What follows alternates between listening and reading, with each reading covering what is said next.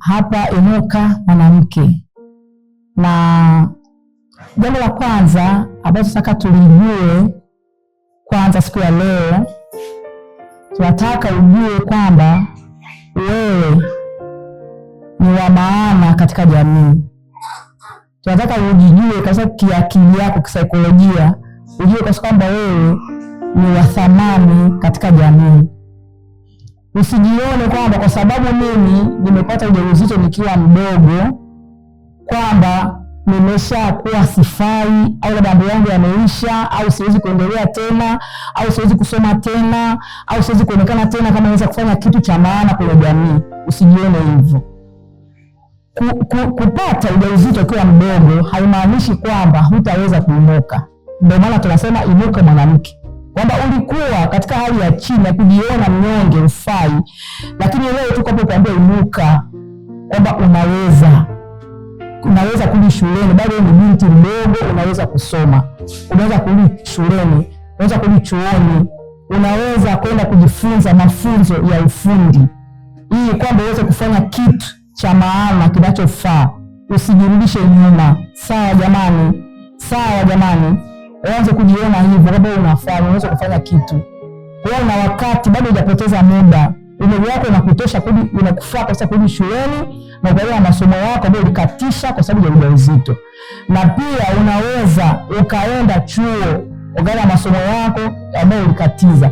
Pia unaweza kujifunza, kuna vyuo mbalimbali, kwa mfano vyuo vya ufundi VETA, unaweza kwenda kusoma VETA, una SIDO na kwingine unaweza kusoma ili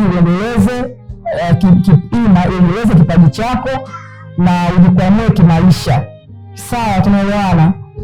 Kwa sababu baadhi tumepata baadhi zenu kwamba mmejisikia vibaya, mlipata taarifa mjisikia vibaya, mlipata hali ya ujauzito, mkajisikia vibaya, ukaanza kujiona ufai, jamii kaanza kukuona vinginevyo, wazazi hawajapokea vizuri taarifa hiyo, lakini hiyo isikufanye ukawa chini.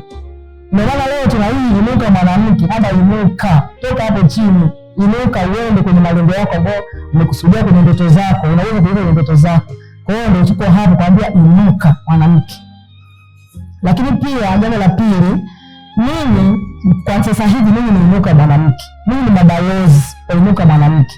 Kwa sababu tangu tumeanza, nyinyi wenyewe mtasema jinsi vitu ambavyo tumeshaanza kuvifanya kwenu kuanzia kisaikolojia na mambo mengine. Lakini pia tutaendelea kuinuana kielimu kwa watoto, kwa sababu watoto hawa ni watoto wanatakiwa waende shule pia wasome, watoto wadogo hawa wanatakiwa pia wasome.